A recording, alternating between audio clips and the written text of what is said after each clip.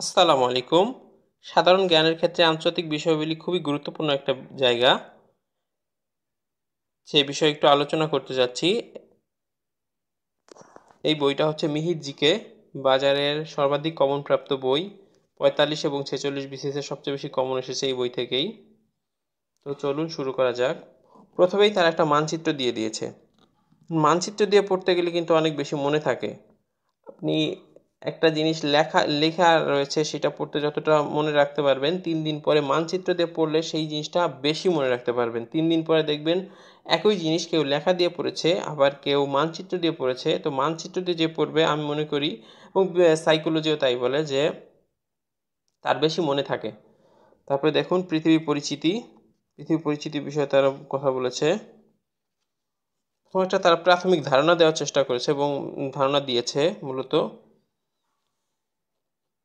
এরপর অধ্যায় শেষেই বিসিএস ও অন্যান্য সরকারি চাকরির প্রশ্নগুলো তারা অ্যাড করে দিয়েছে আলাদা আলাদা করে। এর জন্য এটা আপনার জন্য খুব সুবিধা হবে আমি মনে করি, যাতে আপনি একটা ধারণা পাবেন। এবং বিশ্ববিদ্যালয়ে ভর্তি ইচ্ছুক বাচ্চাদের জন্য প্রশ্নগুলো অ্যাড করে দিয়েছে, অর্থাৎ বিশ্ববিদ্যালয়ে যারা ভর্তি ইচ্ছুক তারাও পড়তে পারবেন। এরপরে এশিয়া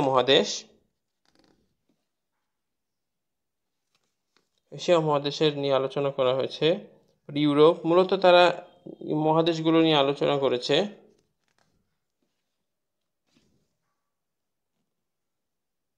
আফ্রিকা, চিত্র দিয়েছে, মূলত প্রত্যেকটা মহাদেশের সাথে তার তার চিত্রটা দিয়ে দিয়েছে যাতে মনে থাকে, পড়তে অনেক সুবিধা হয়, বিরক্তি ভাব না চলে আসে। আফ্রিকা মহাদেশ, এরপরে আমেরিকা মহাদেশের পরিচিতি, উত্তর আমেরিকা, দক্ষিণ আমেরিকা। এবং পেজগুলো তারা দেখেন কালার করে দিয়েছে, কালার পেজগুলো এক রকমের, আর এমনি প্রিন্ট পেজগুলো আবার অন্য রকমের।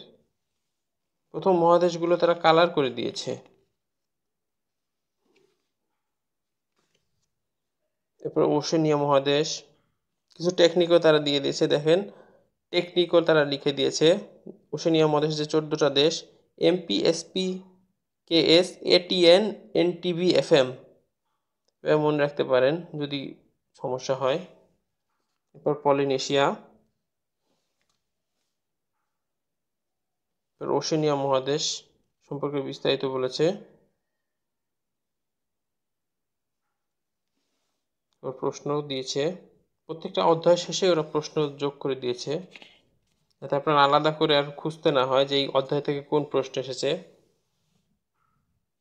এরপর দেখেন দক্ষিণ এশিয়া, যেখানে আমাদের বাংলাদেশ আছে। দেখেন এই প্রশ্নটা কিন্তু 45 বিশেষ এসেছিল, যে দক্ষিণ এশিয়ার কাদের স্থল বিশিষ্ট সমুদ্র বন্দর কাদের নেই। যে আফগানিস্তান, নেপাল, ভুটান, এই 3 দেশে মূলত সমুদ্র বন্দর নেই। এটা 45 বিসিএস আসা প্রশ্ন। আমি দেখেন পাশে লিখে রেখেছি 45, যাতে আমার মানে হয় কি, প্রশ্ন অনেক সময় তো রিপিট প্রশ্ন হয়, তাই এই রিপিট প্রশ্নগুলো একটু বেশি গুরুত্ব দিয়ে পড়ি। তো এটা দেখলে আমার একটু আরেকটু রিভাইজ করতে সুবিধা হয়। এরপরে ভারত, আমাদের জন্য সবচেয়ে গুরুত্বপূর্ণ। ভারত থেকে প্রশ্ন হয় প্রায়। এই যে 24তম বিসিএসে প্রশ্ন এসেছিল লোকসভার আসন কয়টা এটা নিয়ে। এরপরে পাক ভারত যুদ্ধ, মোট 4বার যুদ্ধ হয়েছে পাক ভারত, সে বিষয়ে বলা আছে। বাংলাদেশকে কেন্দ্র করেও যুদ্ধ হয়েছে, মানে আন্তর্জাতিক বিষয়গুলিতে বাংলাদেশ কেন্দ্রিক যদি কোনো ঘটনা হয় সেখান থেকে ভালোই প্রশ্ন হয়, প্রায় প্রশ্ন হয়। 46 বিসিএসেও দেখলাম প্রশ্ন হয়েছে। কাশ্মীর সংকট, পাক ভারত যুদ্ধ একটা ক্ষেত্র, কাশ্মীর নিয়ে তো তাদের ঝামেলা চলে। এরপরে ভারত আর চীনের যুদ্ধ, এটা কিন্তু 45 বিসিএস এসেছিল। দেখেন প্রশ্নটা এসেছিল চীন এবং ভারত যুদ্ধ কবে সংগঠিত হয়, 1962 সালে। দেখেন লিখে রেখেছি 45তম বিসিএস। এগুলো রিপিট প্রশ্ন হিসেবে এখনো পড়া যেতে পারে। পাকিস্তান, এরপর শ্রীলঙ্কায় যে 45তম এসেছিল এলিফ্যান্ট পাস, কাঠের কৌশলগত জায়গা শ্রীলঙ্কা। যে আমি আবার প্রশ্নগুলো আলাদা করে লিখে রেখেছি পাশে, যে এততমতে এসেছিল, তাহলে আমার একটু সুবিধা হয় বা আপনাদের সুবিধা হবে। তাহলে আপনার প্রিভিয়াস কোশ্চেন ভাবে দেখ, বারবার খুলতে হবে না, এখান থেকে পড়লে একবার একটা রিভিশনের মতো হয়ে গেল। মালদ্বীপ, আফগানিস্তান, নেপাল, ভুটান, এরপরে তাদের প্রশ্নগুলো অ্যাড করে দিয়েছে।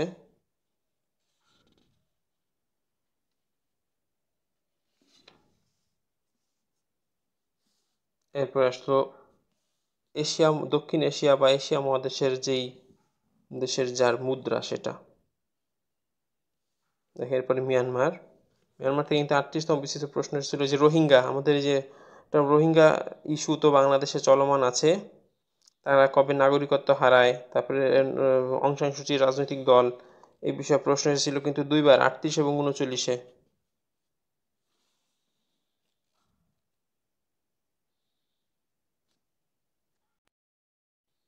এরপর অপারেশন ড্রাগন কিং, যারা হচ্ছে আপনার রোহিঙ্গা নিধনের যেই অপারেশন, দেখুন এটা, এই যে অপারেশন ড্রাগন কিং, এটা আমি মনে করি ইম্পর্টেন্ট। পুরো থাইল্যান্ড মুক্তভূমি, এতে প্রায় আসে যে মুক্তভূমি কোনটা বা স্রেত দেশ কোনটা, লিখে রেখেছি এখানে আলাদা করে, ভেরি ভেরি ইম্পর্টেন্ট।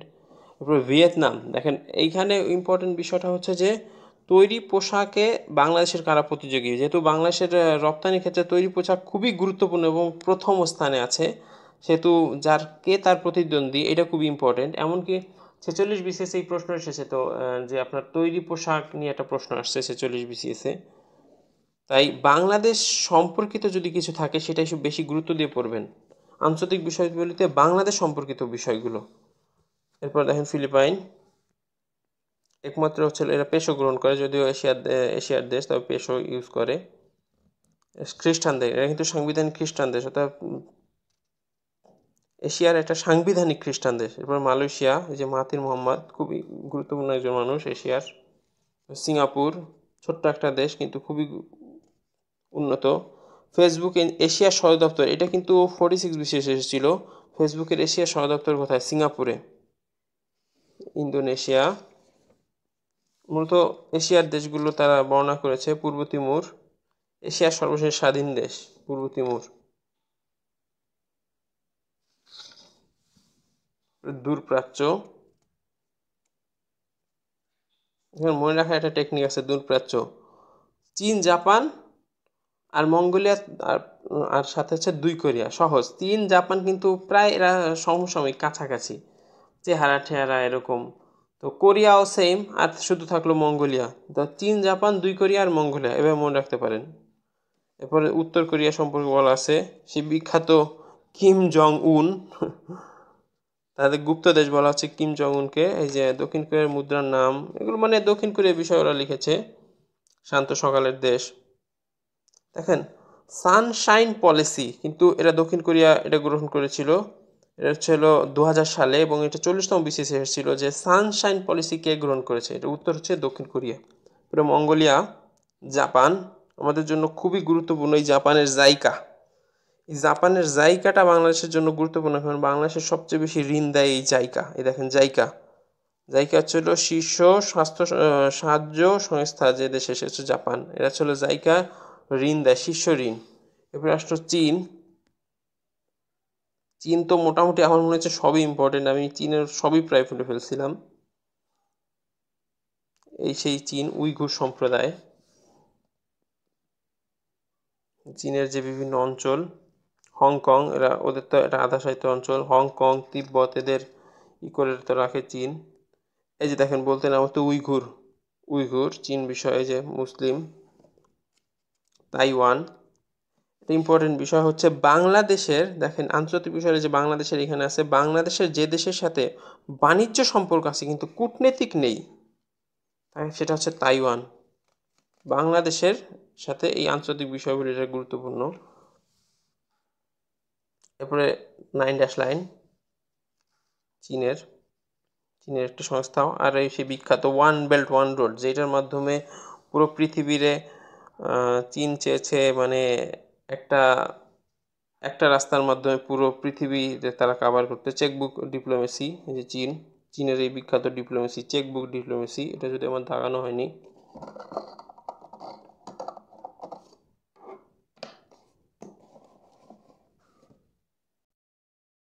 চীনের এই যে চেকবুক ডিপ্লোমেসি খুবই গুরুত্বপূর্ণ। এই চেকবুক ডিপ্লোমেসির মাধ্যমেই তারা ঋণ ঠিন দেয় তার আশেপাশের অনুন্নত দেশগুলোকে।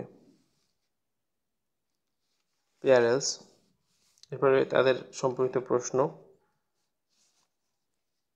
মোটামুটি ভালোই লিখেছে, ছোট ছোট অধ্যায় করে তার উপর প্রশ্ন অ্যাড করে দিয়েছে। এরপর আসলে হলো মধ্য এশিয়ার যে 6 দেশ, দেখেন এটা আমি মনে রাখার টেকনিক বের করেছি। তুতাউ কাকি, Turkmenistan, Tajikistan, Uzbekistan, Kazakhstan, Kyrgyzstan. মধ্য এশিয়ার যে 6টা দেশ তার মনে রাখার, এটা থেকে কিন্তু প্রশ্ন আসে মধ্য এশিয়ার দেশ কোনটি, এরকম প্রশ্ন আসে। তো প্রশ্ন মনে রাখবেন তুতাউ কাকি। দেখুন মধ্য এশিয়ার যে 6টি অঞ্চল সে তুতাউ কাকি,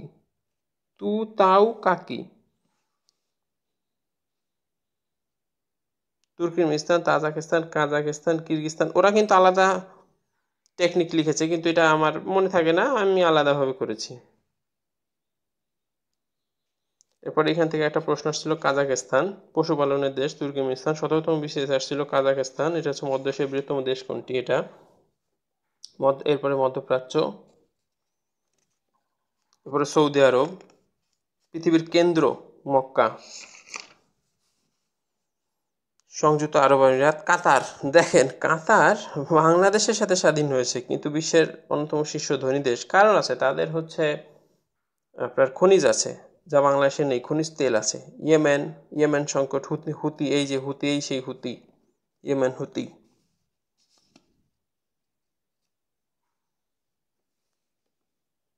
ইরাক, নো ফ্লাই জোন কিন্তু ইরাকে আছে, এখানে কিন্তু অ্যাড করে দেয় নাই। দেখেন ইরাকে কিন্তু এই প্রশ্নটা এখানে নাই, বা এই বিষয়ে বলে নাই যে নো ফ্লাই জোন, এরা অ্যাড করে দেয়নি। আমি আর পাশে লিখে রেখেছি নো ফ্লাই জোন হচ্ছে ইরাকে। এই প্রশ্নটা কিন্তু এসেছিল, নো ফ্লাই জোন কোথায়, যে নো ফ্লাই জোন কোথায়, ইরাকে। এরপর ইরাক ইরান যুদ্ধ, ইরান, সিরিয়া সংকটটা খুব চলছে এবার এখন পৃথিবীতে। বিসিএস এর পরে প্রশ্ন অ্যাড সেই আগের মতোই। পরে সুয়েজ খাল, বিখ্যাত সেই সুয়েজ খালটা একটু দেখবেন, প্রশ্ন হয় এখান থেকে। ফিলিস্তিন,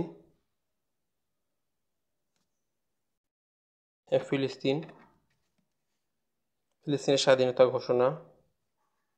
31তম বিসিএসে কিন্তু এই প্রশ্নটা এসেছে আপনার, ফিলিস্তিনের সর্বপ্রথম কারা স্বীকৃতি দেয়, এটা হচ্ছে আলজেরিয়া। দেখেন 31 বিসিএস।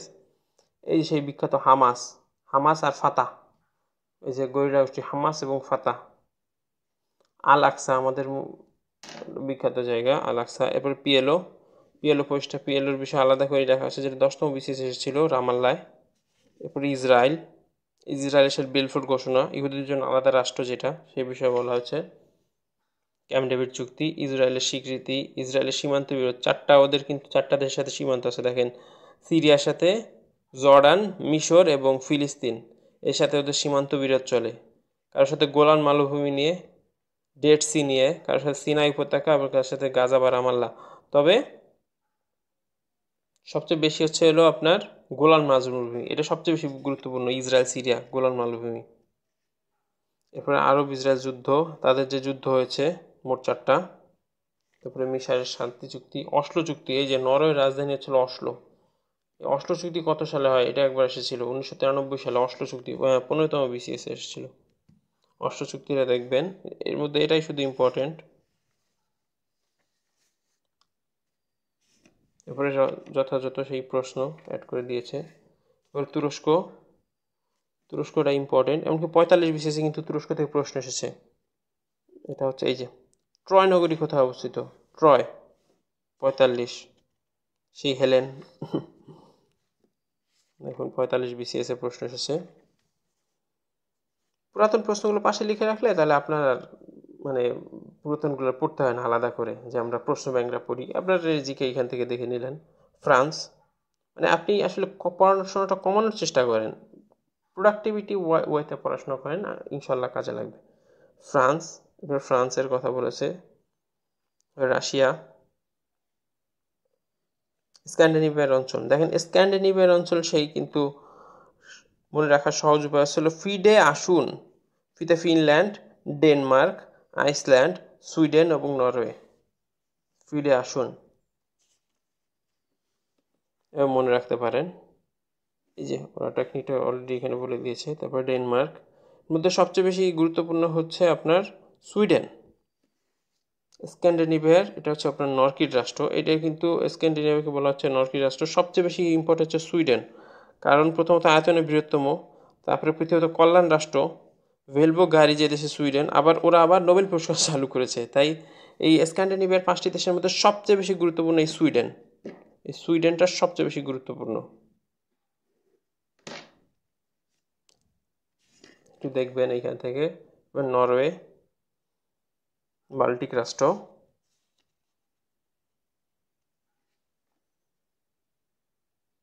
বলকান অঞ্চল, এই যে যুগোস্লাভিয়া,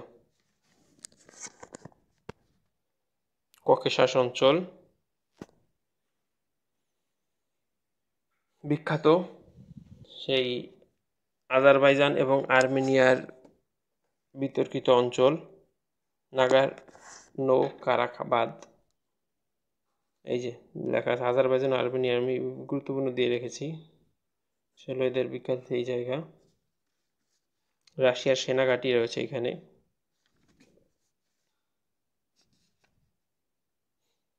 পরে ইউরোপের বিভিন্ন সাদা শহর বলা হয় কাকে, বেলগ্রেডকে, ইউরোপের রুগ্ন মানুষ। এই রুটির ঝুড়িটা খুব ইম্পর্টেন্ট। ইউরোপের রুটির ঝুড়ি বলা হয়েছিল ইউক্রেনকে, কারণ ইউক্রেনে প্রচুর পরিমাণে গম উৎপাদন হয়, তাই এটা হচ্ছে রুটির ঝুড়ি। পৃথিবীর সবচেয়ে বেশি গম উৎপাদন হয়। আচ্ছা, এরপরে যুক্তরাজ্য বা ইউকে। দেখেন এদের একটা পদ্ধতি হচ্ছে the king can do no wrong, মানে রাজার কোনো ভুল হতে পারে না।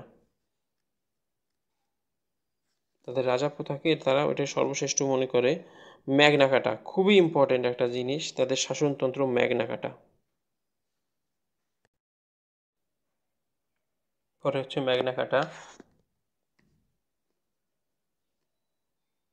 ইংল্যান্ডের প্রথম যে শাসনতন্ত্র ম্যাগনা কাটা,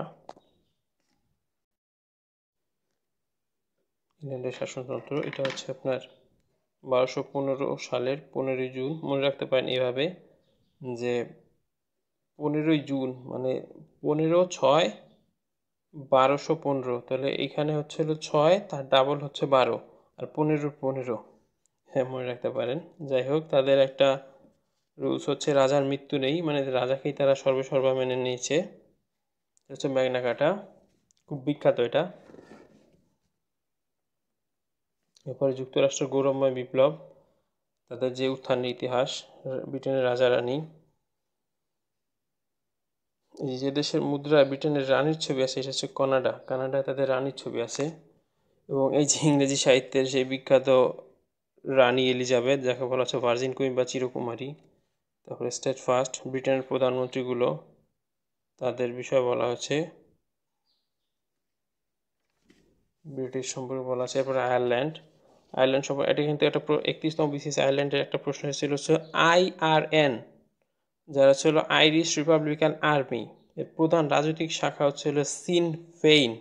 এটা এসেছিল যে প্রধান রাজনৈতিক শাখা কোনটি। এরপরে এসে বেলফাস্ট চুক্তি, বেলফাস্ট।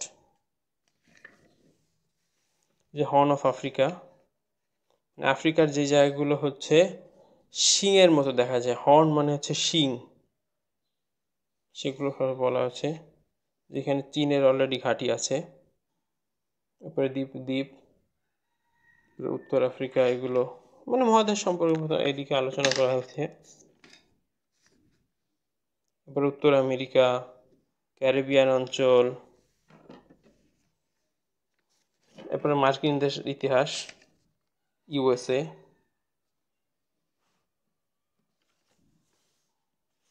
তারপরে সংবিধান, এই যে এটা সবচেয়ে গুরুত্বপূর্ণ, পৃথিবীর সবচেয়ে ছোট সংবিধান কাদের, মার্কিন যুক্তরাষ্ট্রের। আর পৃথিবীর সবচেয়ে বড় সংবিধান কাদের বলেন তো? এটা হচ্ছে ভারতের, সবচেয়ে বড় সংবিধান ভারতের। মার্কিন ব্যবস্থা,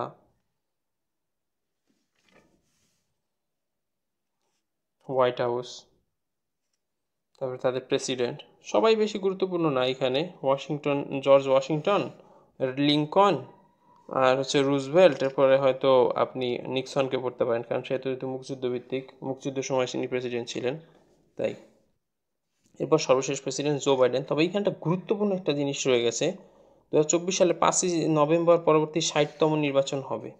এটা হয়তো আসলেও আসতে পারে, যেহেতু সামনে নির্বাচন, আবার সামনে 47 কবে হয়, নির্বাচনের আগতে হলে তো আসতে পারে। এরপরে দেখেন স্ট্যাচু অফ লিবার্টি, যেটা কে বানিয়েছে? Frederic Auguste Bartholdi. এটা 15তম বিসিএস এসেছিল। উপনাম, ভৌগোলিক নাম।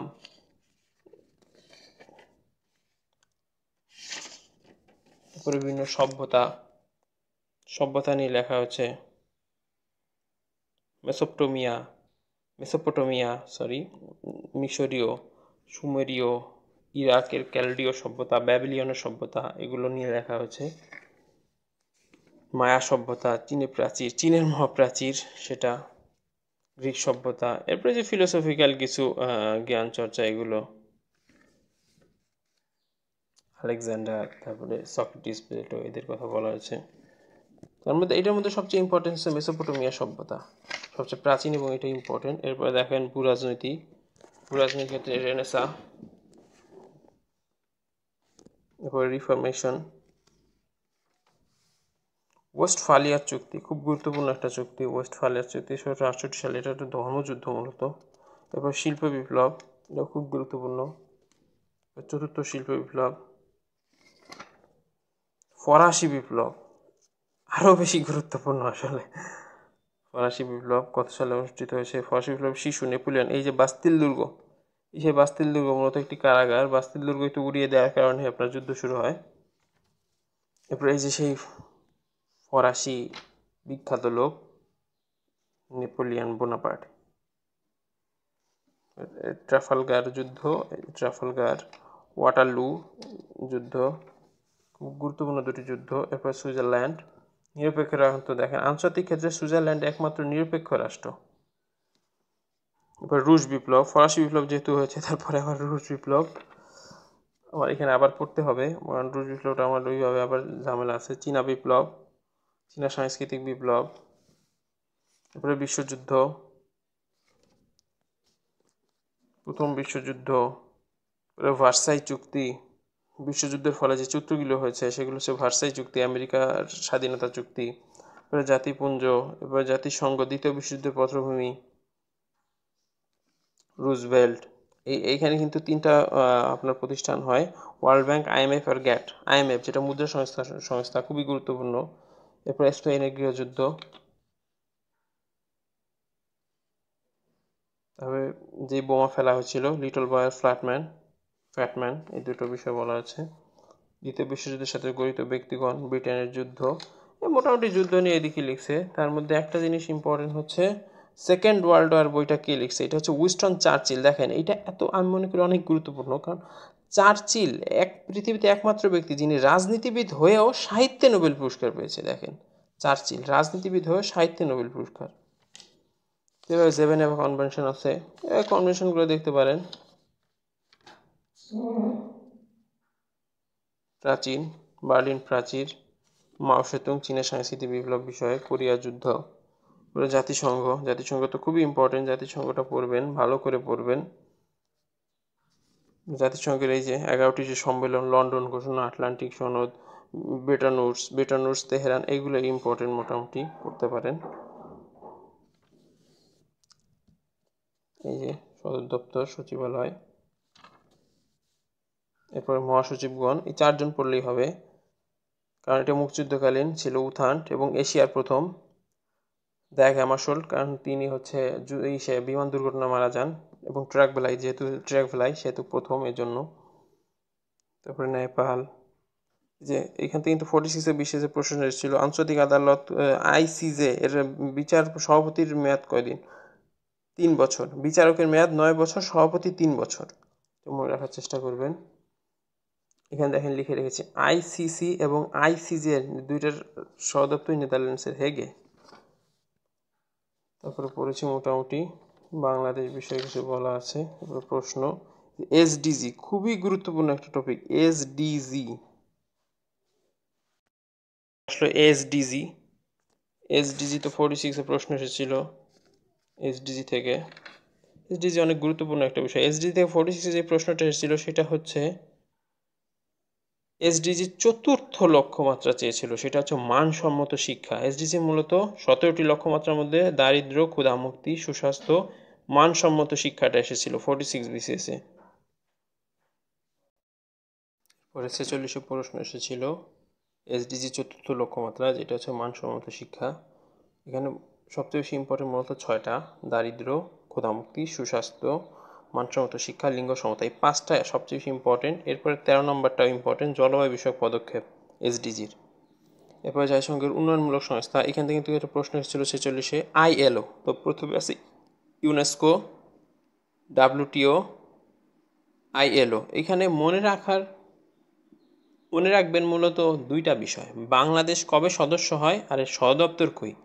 প্রশ্ন আসলে এখান থেকে আসে, এবং 46-এ কিন্তু প্রশ্ন এসেছিল ILOর কবে বাংলাদেশ সদস্য হয়। তো বাংলাদেশ কবে সদস্য হয় আর সদর দপ্তর কোথায়, এই দুটো মনে রাখলেই আমি মনে করি এখান থেকে প্রশ্ন। তো ILO দেখতে পারেন, ILO থেকে যেহেতু প্রশ্ন এসেছে এবং বাংলাদেশ কবে সদস্য হয় এটা জানা এবং এর সদর দপ্তর জানা, এই দুইটা জানলেই আমি মনে করি ইনশাল্লাহ এখান থেকে প্রশ্ন আসলে পেয়ে যাবেন।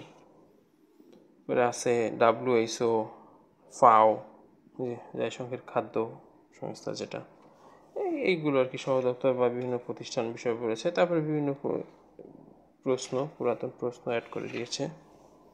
এরপরে নারী উন্নয়ন সংস্থাগুলো 28তম BCSে কিন্তু এসেছে। UN উমেনের পরে CEDW 28তম BCS এসেছিল, যার হচ্ছে আপনার কত সালেই হয়, আপনার স্বাক্ষর হয় 1979 সালে। ঠিক আছে। ইউনিফেম সবচেয়ে ইম্পর্টেন্ট, এখানে স্টার দিয়ে দিয়েছে অবশ্য। ইউনিফেম জাতিসংঘের, এটাও নারী উন্নয়ন সংস্থা। ইউনিফেম বেইজিং তাদের সম্মেলনে কী ছিল, তাদের স্লোগান নারীর চোখে বিশ্ব দেখো। তারপর বিভিন্ন আর্থিক প্রতিষ্ঠান, ওয়ার্ল্ড ব্যাংক, এটা সবচেয়ে বেশি গুরুত্বপূর্ণ, এটা পড়বেন। বাংলাদেশ কবে সদস্য হয় এটা পড়বেন। সংস্থা, এরপর IMF মুদ্রা সংস্থা সব আরেকটা ইম্পর্টেন্ট একটা টপিক। IMF মূলত এই ওয়ার্ল্ড ব্যাংক, IMF এই দুইটাই সবচেয়ে ভালো মতো পড়া দরকার, এই দুটো পড়লেই হবে আমি মনে করি। এরপরে ব্রিক্স আছে, সদর দপ্তর কোথায়, এগুলো একটু পড়লেন। NDB bank. এই তো মোটামুটি তাহলে অর্থনৈতিক চ্যাপ্টারগুলো শেষ। এরপর দেখতে পারেন আন্তর্জাতিক নিরাপত্তা ও ক্ষমতা, রাষ্ট্রীয় ক্ষমতা, নিরাপত্তা ও আন্তঃরাষ্ট্রীয় ক্ষমতা সম্পর্ক, এই রিলেশনটা দেখতে পারেন। এগুলো বিভিন্ন চুক্তি বিষয়, অস্ত্র চুক্তি, আটলান্টিক চুক্তি, INF চুক্তি, এগুলো ইম্পর্টেন্ট। সিটিবিটি তো খুবই গুরুত্বপূর্ণ। সিটিবিটি, ওপেক, আর সাথে পরমাণু চুক্তিগুলো, এবং এখান থেকে এই যে সল্ট, স্টার, এই চুক্তিগুলো দেখবেন। তো এখান থেকে এই চুক্তিগুলো দেখলে মোটামুটি হবে। বিভিন্ন কোয়াড আছে, এই কোয়াডগুলো দেখতে পারেন। এর থেকে অবশ্য কোনো প্রশ্ন আসেনি, যেখান থেকে প্রশ্ন আসেনি সেখানে একটু স্কিপ করাই ভালো, মোটামুটি দেখে যেতেন। দেখেন আমি লিখে রেখেছি বিগত বিশেষে কোনো প্রশ্ন হয়নি, অর্থাৎ আমি আগে অ্যানালাইসিস করেছি কোথা থেকে প্রশ্ন আসে, তাহলে আপনি কনসেপ্ট গ্রো করতে পারবেন, তারপরে সেভাবে করবেন। তারপরে সামরিক ঘাঁটি, এই যে কূটনীতিক ইস্যু খুব গুরুত্বপূর্ণ। এখন সব আমি লিখেছি, সব মুখস্থ, মোটামুটি আমি সব মুখস্থ করেছি আল্লাহর রহমতে। বারবার পড়বেন, বারবার পড়লে মনে থাকবে ইনশাল্লাহ। চেকবুক ডিপ্লোমেসি, চীনের ডলার ডিপ্লোমেসি, এই তো ডিপ্লোমেসিগুলো, এবং এই যে কূটনীতিক পরীক্ষা, ডোমিনে থিওরি, যে 35 এসেছিলো, এটি ইম্পর্টেন্ট, এটি দেখবেন। ভূগোল বৈচিত্র্য, দ্য এভারেস্ট, গিরিপথ, মহাসাগর, তো এগুলো হয়ে গেলে মোটামুটি শেষ। সমুদ্র বন্দরগুলো একটু দেখলেন, জলপ্রপাত। এরপর প্রণালী বিষয়ে আমার আলাদা একটা ভিডিও আছে, এটা দেখে নিন। প্রণালী বিষয়ে ভালোই বলা আছে, এখানে গুরুত্বপূর্ণ প্রণালীগুলো যোগ করে দিয়েছে। এই তো মোটামুটি আন্তর্জাতিক বিষয়াবলী। ওটা আইন থেকে একটু দেখলেন, উপজাতি কারা, কোথায় বসবাস করে, আর পার্লামেন্ট। জাতীয় পশু পাখি থেকে দু এক সময় মাঝে মাঝে প্রশ্ন হয়। এবং মুদ্রাটা দেখবেন, কারেন্সি, কোন দেশের কি মুদ্রা।